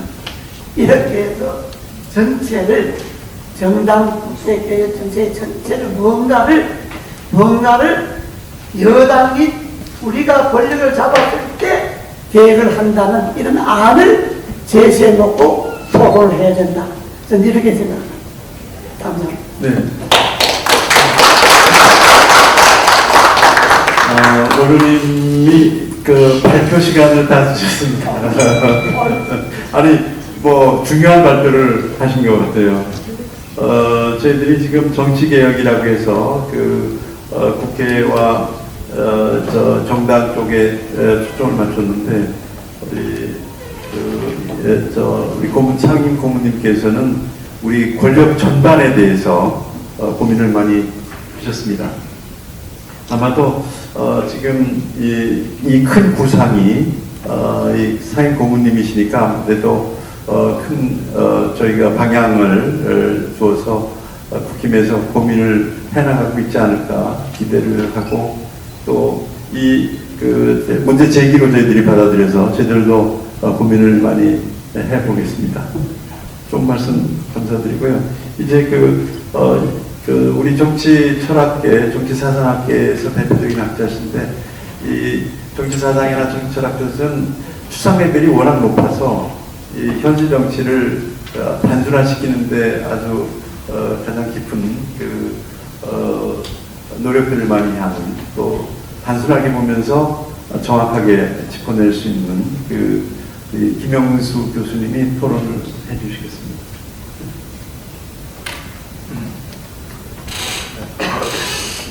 앞서 발표하신 선생님들하고 이재호 부모님께서 다 말씀을 하셔가지고 저는 간략하게 제가 쓴 걸 읽도록 하도록 하겠습니다. 24페이지에 그 세 번 발표의 내용이나 이재호 부모님 말씀이 결국은 이제 정치를 국민에게 돌려줘야 된다라고 하는 건데 오늘 제일 중요한 게 분권 말씀을 하시는 것 같습니다. 그래서 이제 읽어보도록 하겠습니다. 그런데 주권제민이라는 민주주의 기본 원칙이 온전히 실현되지 않고 있다는 것이다. 그 이유는 대통령과 정당 지도자 등 정치 보스가 정치 권력을 독점하고 있기 때문이다. 따라서 최종 원인은 권력 집중이다. 가상준 교수의 지적에 따르면 권력 집중은 필연적으로 권력 폭주를 초래한다. 견제장치가 없기 때문이다. 권력 폭주는 극단적 성향의 정치가들이 주도한다. 18대 국회 한나라당의 친박 세력, 21대 국회 더불어민주당의 친문 세력이 그런 집단이다. 이들이 당권을 장악하고 극단적 성향의 신진 세력을 충원한다. 이에 극단적 성향은 한층 강화되면 폭주 역시 가속된다. 권력 폭주의 결과는 양극화와 국정 실패이다. 즉 정치 세력과 합의가 파괴되고 극한적 대립이 발생한다. 21대 국회에서 국회 선진화법이 폐기되고 합의 정치는 다수결 정치로 바뀌었다. 그 결과 정당 양극화가 심화된다. 정당 지지에 따른 유권자의 정서적 양극화도 심화된다. 국회는 교착된 입법 생산성이 급락하고 국론 분열은 일상화된다. 둘째, 입법 폭주가 발생해 입법 실패, 국정 실패가 야기된다. 부동산 3법, 검수 완방의 검찰 개혁은 대표적 사례이다. 권력 폭주를 주도한 정치 세력은 필연적으로 몰락했다. 유권자의 지지를 잃었기 때문이다. 하지만 문제는 입법과 국정 실패이다. 그 피해가 국민에게 고스란히 돌아가기 때문이다. 이상의 논의에서 한국 정치 최대의 문제는 결국 권력 집중이라는 사실이 분명해졌다. 그런데 이 문제는 근원적 문제이다. 그 이유는 첫째, 권력 분배는 정치의 첫 번째 과업이기 때문이다. 권력을 일종의 희소자원이다. 권력은 일종의 희소자원이다. 그러므로 권력 분배는 정치의 출발점이다. 둘째, 견제와 균형은 권력 분배의 산물이다. 그리고 견제와 균형 없이는 어떠한 건전한 정치 체제도 가능하지 않다는 게 몽테스키의 정치 원리이다. 인간은 이성적이지만 권력자는 비이성적이기 때문이다. 셋째, 1948년 대한민국이 탄생 이래 지금까지 권력 집중은 한국 정치의 최대 문제였다. 유진호가 기초한 재헌헌법 초안은 내각 책임제를 정부 형태로 제시했다. 이승만은 대통령 중심제를 원했다. 그래서 국무총리가 내각 통합권을 갖는 대통령제, 즉 한국형 대통령제를 초대 정부 형태로 채택했다. 하지만 이승만은 국무총리 내각 통합권을 무력화시켜 대통령에게 권력을 집중시켰다. 다음으로 1950년 발췌개헌을 통해 대통령 직선제를 채택해 국회의 견제에서도 벗어났다. 그래서 권력 폭주가 발생하고 타이구를 야기하여 몰락했다. 박정희 대통령의 코스도 동일하다. 삼선개헌, 유신헌법에 의해 제왕적 대통령제를 완성했다. 그 요점은 대통령의 임기를 없애고 직선제를 간선제를 바꾼 것이다. 모두 권력 집중의 길이었다. 1987년 민주화에 의해 대통령 직선제가 회복되었다. 그러나 개헌을 실질적으로 주도한 8인위원회는 대통령의 제왕적 권력은 힘내지 않았다. 87년 체제의 근원적 문제이다. 그 결과 1987년 이후 모든 대통령 결정적인 국정 실패를 겪었거나 비극을 피하지 못했다. 문재인 정부의 국정 실패가 가장 심하다. 국민 통합, 안보, 경제의 기초가 무너졌다. 행정부는 물론 국회 사법부를 장악해 삼권 분립을 혁명화시켰다. 언론, 노조, 시민단체도 지배하고 팬덤 정치를 구사해 유사 전체주의에 가까웠다. 아직도 그 위세가 지속되고 있다. 최근 민주노총의 대규모 집회는 반전의 시작으로 생각된다. 공천 민주화는 정치 보스의 공천권을 박탈하고 유권자에게 돌려주는 것이다. 이것만으로도 대단한 정치 개혁이다. 그러나 87년 체제를 바꾸어 제왕적 대통령제를 없애지 않는 한 권력의 폭주는 계속되고 국정 실패를 피할 수 없을 것이다. 1948년 대한민국의 탄생은 권력 집중에 의해 국력을 집중함으로써 국난을 극복해 온 것도 사실이다. 이런 문재인 정부를 거치면서 더 이상 제왕적 대통령제를 지속시켜서는 안 된다는 사실이 명백해졌다. 이 문제를 해결하지 않으면 민주주의를 무너지고 국가의 운명을 위태할 것입니다. 감사합니다.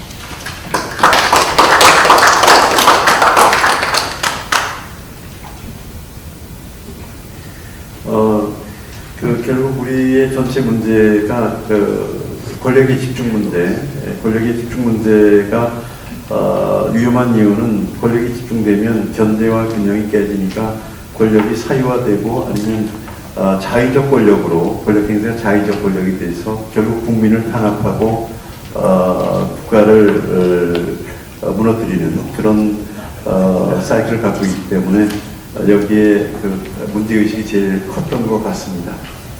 마지막으로 우리 그 송평인 그 논설위원님께서 아주 시사적이고 우리한테 구체적인 사례들 또 구체적인 그 흐름들을 갖고 아마 좋은 말씀을 해주시리라 믿습니다. 논설위원님 말씀해 주시죠. 제가 마스크를 벗고 하는 것 같은데요. 폐가상을 좀 입어서 아까 사진 마스크를 쓰고 양해해 주시기 바랍니다. 제가 사실 토론할 것은 이렇게 다 적혀 있어서 읽어보시면 될 것 같고, 저는 이재호 의원님 말씀하신 것에 대해서 간략하게 좀 먼저 코멘트하고 넘어가야 될 것 같아요. 내각제 균형적으로 하는 거 굉장히 좋습니다. 그런데 정치는 균형도 중요하고 배분도 중요하지만 정치가 가장 중요한 것은 펑파리아먼트, 영국에서 이게 선거가 끝났는데 누가 결정을 해야 될지가 못되는 상황. 그걸 헝이라고 그러거든요. 헝? 그걸 매달려가지고 아무것도 할 수 없는 상황. 정치는 균형도 배분도 중요하지만 선거가 끝났을 때 그걸 누가 결정할 수 있는 상태가 돼야 돼요. 다당제, 내각제 같은 것들의 문제가, 저는 뭐 그런 것이 있다는 코멘트를 일단 하고 싶고, 그래서 저는 사실 대통령 중재를 찬성하면서 대신 대통령 결선 투표제 같은 것이 도입돼야 된다고 생각합니다. 근데, 기초자치단체에서도, 국회의원도 중대선거구제 같은 거 도입된다고 생각해요. 하는데, 이런 얘기들을 맨날 해도 소용이 없습니다. 국민의힘 민주당 이거 하기로 했어요. 안 하잖아요. 안 합니다. 이거 5년 전, 10년 전부터 하기로 했는데 안 해요. 자기 양대 정당 체제를 확고하게 굳히게 놓는 데만 관심이 있는 겁니다. 미국은 양대 정당 제도를 갖고 있습니다. 대신 미국은 정당 자체가 플랫폼이에요. 그러니까 버니 샌더스 같은 그런 사회주의자가 민주당 쪽에서 나오고, 난 뭐 트럼프 별로 좋아하지 않습니다만, 트럼프 같은 그런 극우주의자가 나오잖아요. 나올 수 있었던 게 그 정당이 플랫폼 누구든지 나와서 그 정당에서 할 수 있기 때문에 양당제를 유지하면서도 사실 다당제와 같은 그런 효과를 보는 겁니다. 먼저 진성당원에 대해서 말씀을 드리자면, 진성당원이라는 이런 것의 모델은 기본적으로 19세기에서 20세기 초반에 진보 정당에서 주로 있었던 것이라고 보고, 주동식 위원장님은 그걸 모델로 해서 우파 정당도 그렇게 돼야 된다. 물론 일정 정도는 그렇게 돼야 될 필요가 있다고 저는 생각합니다만은, 지금은 어떤 진성당원들이라는 사람들이, 민주당도 국민의힘도 그렇지만은, 이게 너무 진성당원 쪽으로 가면 너무 이념적이 되고, 너무 양쪽으로 좀 좌우로 치우치게 돼서 중간 지대의 유권자들 흡수하기 굉장히 어려워진다는 점이 있습니다. 베버가 직업으로서의 정치라는 책에서 사실 모든 사람은 다 정치인이라고 해요. 베버는 직업 정치가 되는 걸 상당히 우려하는 눈으로 봤습니다. 사실 유권자, 평소에는 전혀 관심이 없고 선거날 가서 표 한 장 던지는 사람이 정치인이에요. 그런 정치인이 있고, 그거보다 좀 관심이 많은 사람들은 당원이 돼서 당원을 하는 거고, 또 그보다 관심이 많은 사람들은 선거 운동원이 되기도 하고, 또 그보다 더 정치에 관심이 많은 사람들은 정치인이 직접 되기도 하는 것도 있지만, 우리가 정치라고 할 때 자꾸 당원만 중시하는 거는 좀 선거에서, 정당의 목적이 뭡니까? 선거에서 이기는 거 아니에요. 옛날에는 당원만 중시해서 이길 수 있었어요. 그런 시대가 매스미디어가 등장하기 전의 시대예요. 정부가 깜깜하고 하던 시절에는 진성 당원들이 똘똘 뭉쳐서 통영도 일으키고 할 수 있었죠. 그러나 지금 TV, 매스미디어 시대에 불과합니다. 캐치올, 모든 걸 다 잡아야 돼요. 포괄해야 돼요. 지금 매스미디어 시대도 아니고 디지털 시대예요. 우리 사실 다 많은 사람들이 정치하고 있습니다. 댓글 쓰고, 좋아요, 싫어요 누르고, 슈퍼챗으로 돈 보내기도 하고요. 정치인 펀드에 돈 냅니다. 저는 너무 물론 당원 한 50%, 일반 50% 좋은데 아무튼 이 당원만 너무 매달리는 것은 좀 옛 관념이다. 주동식 위원장님들 좀 미안한데요. 주동식 위원장 실제로 해보니까 사실 이 당원의 필요성을 굉장히 느끼겠죠. 당비의 필요성. 제가 그런 부분까지는 이제 다 고려하지 못하는 측면이 있는 것 같아서 그런 걸 좀 알아서 들어주시면 고맙겠습니다. 일본인한테는 뛰어난 정치 지도자가 있다는 건 상당히 중요하고 우리에게 있어서 제일 위기는 그런 정치 지도자가 없었죠. 없으니까 정치 신인한테 이 후보를 넘겨주고 결국은 이런 상황이 이르게 된 거 아닙니까? 당대표도 사실 너무 젊은 사람이 돼가지고 그런 오랜 기간 그렇게 하는 정치인이 있다는 건 참 그 사람들이 그 후보들을 보면 굉장히 아주 똑똑해 보이고 또 자신감 있게 얘기하는 것 같은 그런 걸 봤어요. 근데 중요한 건 참여연에서 비례대표가 있는데 거기는 어느 정당만 지지할 뿐만 아니라 그 정당의 사람 이름에서 투표를 하도록 되어 있다고 그러더라고요. 그러니까 정당만 지지하는 게 아니라 이 중에 누구에게 자기가 지지를 보낸다는 것까지 하도록 되어 있어서 지지가 높은 순일수록 이제 번호가 매겨지는 모양이에요. 이런 것들이 다 이제 공천의 어떤 그 민주화를 위해서 아이디어라고 저는 보이는데요. 우리나라 비례대표는 다 엎드려졌습니다. 초반에도 그렇고, 3기 때도 그렇고, 또 지금 그 연동형 비례대표제라는 건 정말 말도 안 되는. 저는 연동형 비례대표제 그 자체는 굉장히 좋고, 저는 연동형 비례대표제가 돼야 된다고 생각하는 사람입니다만은, 그건 국회 의석수가 늘어나지 않으면은, 그건 위성 정당이 반드시 나올 수밖에 없는, 이런 엉터리 같은 실수를 우리 정치가 한다는 것 자체가 참 기가 막힌 일이고, 그걸 통해서 결국은 정말 희대의 꼴불견들이 들어와 있는 걸 볼 수가 있습니다. 아까 비례대표 해주신 문제도 역시 공천의 민주화 문제와 관련되어 있는 게 아닌가 이런 생각이 들고, 그리고 팬덤 정치가 결국은 정치의 양극화라는 건 제가 너무 시간을 오래 잡아먹는 것 같아서 저는 여기까지 크게 마치겠습니다. 나머지는 좀 제 스스로 참조해 주십시오.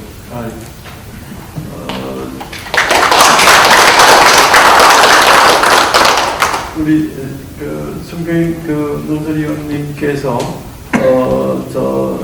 말씀하신 그 논점들이 굉장히 다양하고 재미있는 부분이라서 꼭 좀 읽어보시면 좋겠습니다. 논점들이 많이 생겼는데 일단 우리 발표자님들께서 지금 토론해 주신 토론자분들의 논점들을 염두에 두시고 답변을 일단 하시겠습니다. 강 교수님부터 좀. 좋은 말씀 드리고요. 저는 민주당과 국민의힘은 어떻게 보면은 미국에서는 파이프라인이라고 얘기를 하는데 차이가 있는 것 같습니다. 민주당은 시민단체하고 운동권이 양서는 하늘 양날이라고 생각하는데 지금은 중요한 파이프라인이었고 국민의힘은 없었습니다. 근데 기본적으로 이 파이프라인이 좋기 위해서는 이 기초위원이나 광역위원들이 진출하게 되는 그 기회가 만들어져야 되고 꿈꾸는 그런 세상이 만들어져야 되는데 그러지 못했던 게 국민의힘입니다. 민주당은 아시다시피 시민단체 통해서 많이 공부를 하다 보니 그런 점이 국민의힘의 가장 약점이었다는 그런 걸 말씀드리고 싶고 그렇기 때문에 또 공천에 대한 별개 공천이다 자기 공천이다 이상한 공천이 많이 만들어졌는데 그런 것 자체가 어떻게 보면은 이 풀뿌리 민주주의 그 다음에 어떻게 보면 우리가 가장 중요하게 생각하는 정치 시민들 꿈을 갖고 기초의원 도전하는 사람들의 꿈을 꺾는 그런 일을 했었습니다. 그래서 그런 것들을 지향하고 어떻게 보면 그런 쪽에서 파이프라인 서게 된다고 생각합니다. 미국도 주의원과 지방의원들이 중요한 민주당과 공화당의 파이프라인이 되고 있습니다. 그렇기 때문에 그런 면에서는 조금 우려스럽고요. 비례대표 운영에 대해서는 저도 아까 여러 가지가 있습니다. 아까 일본도 그렇지만 호주도 그렇고 폐쇄형이나 개방형이나 이런 것들이 있습니다. 우리는 폐쇄형으로 가고 있는데 개방형을 통해서 공천에 대해서 훨씬 민주적으로 갈 수 있는 방향이 있습니다. 개인적으로는 뭐 비례대표 선발을 위한 4년 동안 비례대표 뽑기 위한 활동하는 위원회를 만드는 것도 저는 좋은 방향일 거라고 생각을 합니다. 그럼 갑자기 비례대표 위원회 만들어가지고 뽑는 것보다 한편으로는 이제 저는 전국구하고를 비례대표라고 비교하면 안 된다라고 생각합니다. 과거의 비례대표 전국구를 지금의 비례대표라고 동의시지 않는 것 같고요. 지금 유권자가 성별, 연령별, 지역별, 세분화되고 직업별 다양하게 되고 있습니다. 그렇기 때문에 지역구만 특히 이제 저도 옛날에 선거 획정위원회를 했었는데 수도권과 비수도권, 농어촌의 문제가 심각합니다. 그렇기 때문에 이렇게 비례대표제로 그런 걸 보완할 수 있는 영역이 특별히 생각하고 있고요. 제가 아까 정당의 주인이 당원이라는 말이 조금 와닿지 않는데 이게 왜냐하면 국회의 주인이 그 누구고 그러면 원내정당 표방한 미국에서의 주인은 누군가라는 생각을 하지만 어떻게 보면 이런 정당의 주인은 당원이랄까라고 하는 그런 부분에 좀 고민입니다. 이재호 고문께서 말씀하시는 정치개혁이라고 하신 부분은 중요한 부분인데 저는 그런 것 같아요. 여당이든 야당이든 생각은 다 하나인 것 같아요. 공천이 있죠. 그거 외에는 생각 안 하는 거예요. 뭐 이런 얘기도 있지 않습니까? 국회의원들이 대통령 선거에 관심도 없다. 중요한 건 자기가 공천이고 자기가 당선된 거기 때문에 이런 얘기까지 있는데 그렇기 때문에 우울하고 암울한데요. 아마 저는 이렇게 생각합니다. 지금 한국에서 연동제는 실패했다고 보는데 그러면 다음 선거를 어떻게 치를 거냐? 결국 야당 다수당인 민주당이 이니시티브를 치고 아니 여당이 협상을 해야 되는데 협상 결렬될 가능성이 커요. 그다음 뭐 자기네가 거부가 시킨다고 해서 대통령이 거부를 행사할 수도 있고 하기 때문에 그럼 이때 또 선거를 치를 가능성도 있다. 이런 하는 좀 두려움도 있습니다. 지금부터 조금 잘 준비해야 되지 않나라는 생각을 해봤습니다. 예, 이상입니다. 플라에서 온 질문인데요. 우리 가정준 교수님한테 이번 지방선거에서 보면 비례대표 후보들의 전문성이나 대표성이 당원들에게 전혀 인정받지 못했다는 거예요. 그러니까 이 부분을 확보할 수 있는 어떤 방안을 갖고 계시냐, 아니면 비례대표제에서 어떻게 확보할 수 있겠느냐, 이런 질문입니다. 일단은 이런 거 지방의회 선거는 관심이 없어요. 별로. 10%밖에 되지 않습니다. 이건 비례대표. 어떤 곳은 제가 보니까 뭐 청년들 20대 청년 저희 학생이 경기도 의회에 1번을 받았어요. 그래가지고 당선이 됐었는데 뭐 민주당 쪽에서 어떻게 보여주기 식도 있지만 한편으로는 이게 끊임없는 실험장이 되고 있다는 생각을 하고 있습니다. 그래서 지금은 미약할지라도 저는 비례대표 지방의원의 전문성 뭐 여러 가지 더 꽂아넣기가 여러 가지 문제가 있겠지만 지금 제가 말씀드렸던 태세형이나 대강론 이런 걸 통해서라도 그다음에 전 여성 활동제 지켜줘야 된다고 생각합니다. 그런 거 활동을 통해서라도 조금 더 다양성이 가는 후대 방향으로 가는 게 좋지 않을까라는 게 제 개인적 생각입니다. 감사합니다. 김영규 위원장님 하실 얘기가 많을 것 같습니다. 우리 이재호 사인공님께서는 이제 비례대표 법제를 찬성하셨고 또 저쪽에 우리 송평인 논설위원님은 비례대표제에 대해서 호감을 갖고 계시고 또 유지되어야 된다고 말씀하시고 또 여러 가지 비례대표제에 대한 많은 이야기들이 있어서 얘기를 하실 게 많을 것 같습니다. 제가 오늘 이야기는 사실 다 나온 것 같은데 저는 이재호 고문님에서 정리하셨다는 느낌이 좀 드는 게 우리 한쪽에서는 진성당을 중심으로 약간 대중정당으로 하자는 거잖아요. 국힘당이 지금까지 보면 영사정당으로 있는데 그걸 조금 더 대중을 활성화시키고 참여시켜서 대중정당으로 가야 된다는 이야기를 했고 송평인 교수님께서는 아니다 미국식 약간 플랫폼으로 조금 정당이라는 게 미국 말하면은 내 마음의 정당이잖아요. 내 마음의 정당으로 약간 오픈된 그런 걸 하자는데 지금 이재호 고문께서는 1차를 갖다가 대중정당 형식으로 당원 중심으로 뽑고 그래서 한 두 명 정도 뽑고 나면은 그 다음은 오픈 프라이머리를 열어가지고 조금 대중성을 강화시키는 걸 하면 어떻게 보면 양쪽에서 지금 발표 토론자분들 조금 종합한 것 같아서 야 그건 참 꽤 좋은 아이디어라는 느낌이 들어서 저는 그 정도의 생각이 들고요. 그리고 제가 오늘 저는 국힘당 분들하고 제가 그렇게 잘 알지는 못하는데 국민의당 분들 이렇게 좀 오시고 하시는 걸 보고 나서 저는 원래 정치 활동하다가 굉장히 언제나 중도적인 저는 공화주의 운동을 하는 사람이니까 그런데 꼭 말씀드린 거 한마디만 말씀드리고 싶어요. 이런 기회가 자주 있지 않으니까. 그러면은 저도 정치 사상을 공부하는 사람인데 그 이승만 대통령 때부터 시작해서 계속 이제 정치사 공부하면서 꼭 특히 한국의 우파라는 분들한테 이야기하고 싶은 게 있어요. 저는 대한민국 우파분들은 자꾸 자신들을 보수라고 생각을 해요. 이 자유민주주의라든지 시장경제 우리 보수고 저 친구 저 좌파애들은 진보라고 생각하는데 저는 거꾸로라고 생각해요. 한국의 좌파라는 사람들은 조선시대가 가지고 있는 말하자면 농촌 공동체적인 전원일기적인 세상을 따라서 실현하겠다는 거 굉장히 보수적인 거예요. 지금 민주당에 있는 수많은 정치가들의 말이라든지 레토릭이라든지 대동세상하는 이런 이야기는 옛날 조선시대 서인들이 수백 년 동안 했던 이야기예요. 그 예쁜 이야기들.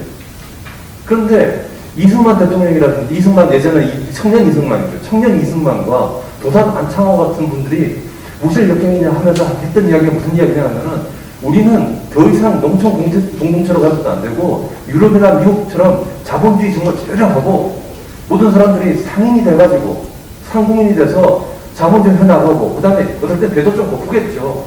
배도 고프지만 밤새면서 아이들 짜가지고 뭔가 장사를 해보고 말이죠. 그리고 그런 한 명 한 명의 독자적인 상공인들의 그 개인들이 자유를 중시하는 그 개인들이 모여가지고 또 내일은 만나가지고 계약을 맺고 그 계약을 또 잘 지켜야 돼요.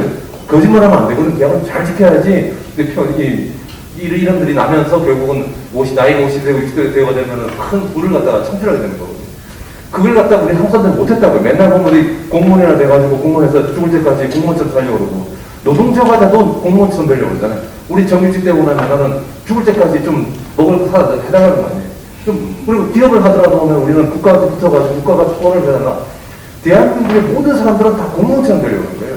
모든 사람들은 과거심을 보고 지금 다 명문대학교 들어가서 과거심 모르는 거 아니에요. 그러니까 아직까지도 제가 볼 때는 한국의 좌파가 더더욱 심한데 민주당이 딱 심한데 한국 사람들은 아직까지 조선시대에서 이 미몽에서 깨어나지 못하고 있다고요.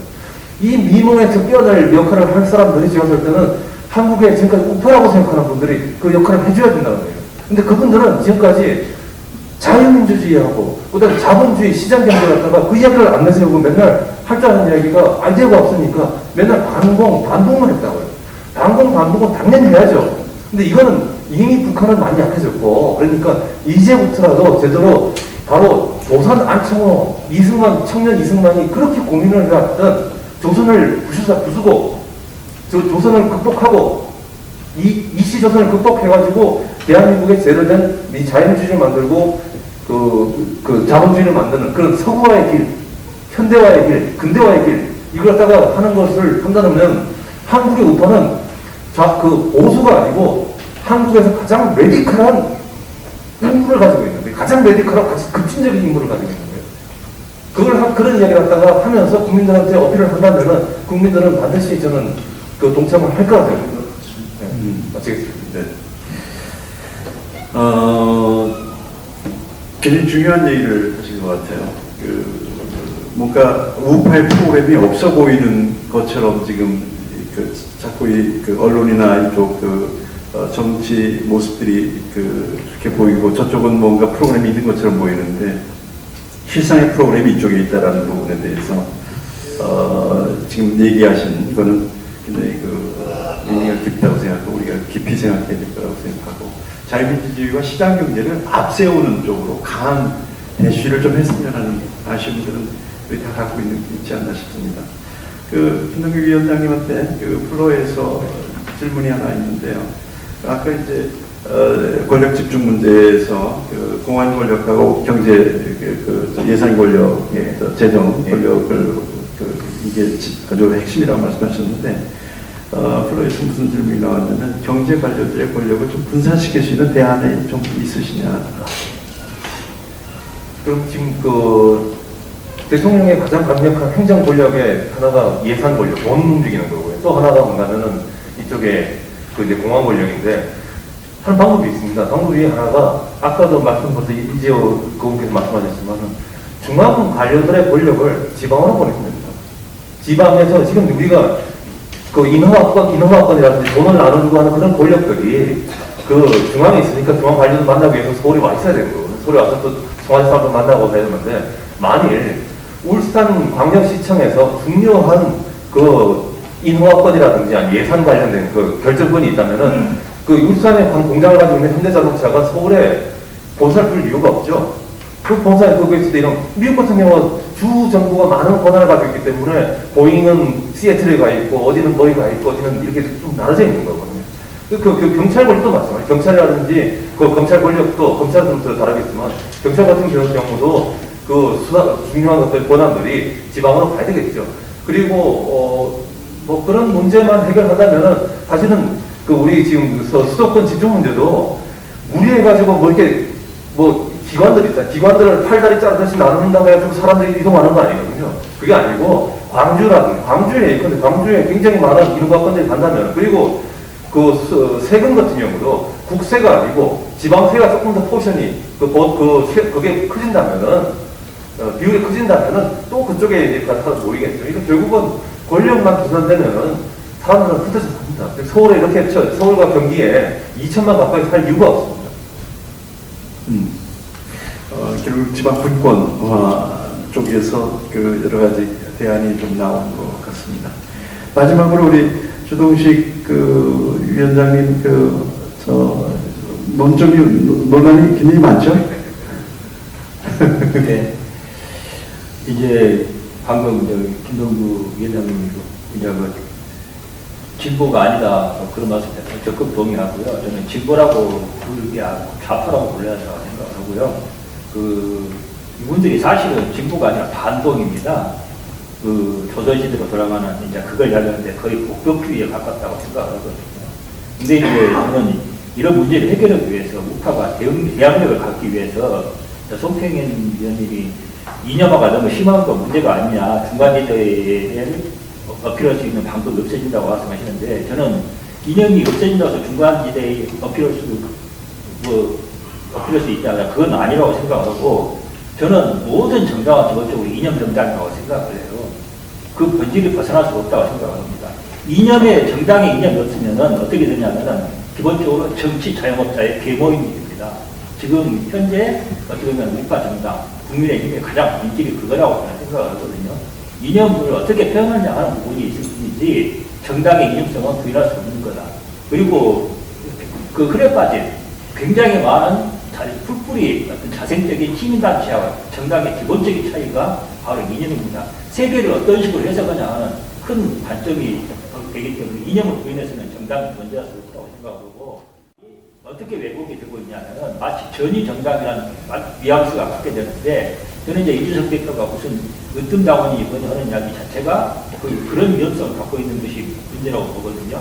그러니까 전위 정당화 되는 것을 피해야 되겠지만은 대중이 이념성을 갖는 것은 절대 기피해야 될 게 아니다 생각합니다. 그 다음에 이제 저는 우리나라에서 좀 정치 개혁을 이야기할 때마다 제왕적 대통령제 이야기가 빠지질 않는데 저는 대통령의 권한이 비대하다는 것은 어느 정도 사실이라고 보는데 모든 답이 제왕적 대통령제를 해소하면은 해결이 되느냐. 저는 지나치게 무책임한 논리라고 생각을 해요. 어디까지가 대통령 권한을 어디까지 하면 제왕적 대통령제고 아니면은 제왕적 대통령제가 아닌가. 그 이야기는 하나도 없이 그냥 무조건 제왕적 대통령제래요. 솔직한 이야기인데 아니 박근혜 대통령이 제왕이었으면 그렇게 헌법에 쫓겨났겠습니까?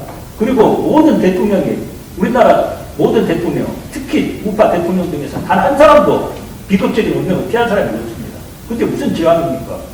저는 제왕적 대통령제가 말하는 대부분의 어떤 폐해가 큰 정부에서 나오는 거라고 생각을 해요. 정부를 죽이는 것으로 이야기를 해야지 제왕적 대통령제 이야기를 하는 것은 무책임한 논리다. 저는 그리고 제왕적 대통령제에 대안으로서 국회 이야기가 권한을 강조하는 거로 나오는데 빼놓고 이야기해서 우리나라에서 가장 적적 불신이 심한 데가 국회 아닙니까? 국민들의 불신이 가장 심한 대상이 그건데 국회인데 이 국회한테 어떤 대통령의 권한을 뺏어서 국회한테 주는 것이 과연 대안이 될 수가 있는가? 그리고 이제 결정적으로 가령 이제 국회한테 권한을 준다고 하면 의원 내각제냐 하는 것이 답이 있을 텐데 이게 굉장히 심각한 문제가 우리나라 국민들이 이 대통령 직선제를 쟁취하는 것이 어마어마한 역사적 의미를 갖는 거였거든요. 지금 87세대가 현재까지도 유지되는 이유가 어찌 보면 그 대통령이라는 것은 입헌 군주예요. 입헌 군주를 자기 손으로 뽑는다는 건데 이걸 뺏는다? 저는 어마어마한 반발을 불러올 거라고 생각합니다. 절대 성공 못한다고 생각하고요. 그 다음에 저는 아직까지도 대한민국이 이 건국 당시부터 이 문제가 해결이 안 되고 있는데 이 좌우파의 대립이라는 문제가 해소가 안 되고 있다고 생각합니다. 이 문제가 저는 대한민국의 지금 현재 같은 현존 구조 내에서는 어떤 영향이 있냐면은 북한과 중국의 영향이 사실은 이 체제 대립이 대한민국 내에서 지금 구현이 되고 재현이 되고 있는 겁니다. 사실은 대한민국은 지금 내전 상태라고 저는 생각을 해요.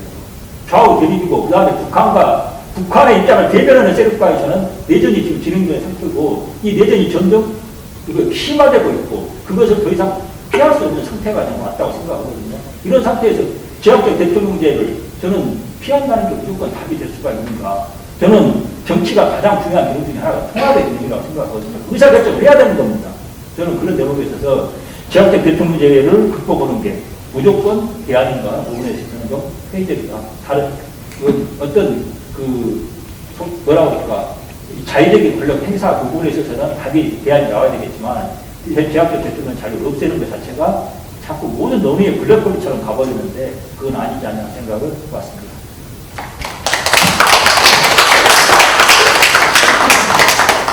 제왕적 대통령제 단론 좀 하나는 뭐였냐면 그 선왕을 이 후왕이 죽이는 선왕 사례를 하는 게 제왕적 대통령제의 특징이라고 얘기하는 부분은 뭐 생각이 없습니까? 네.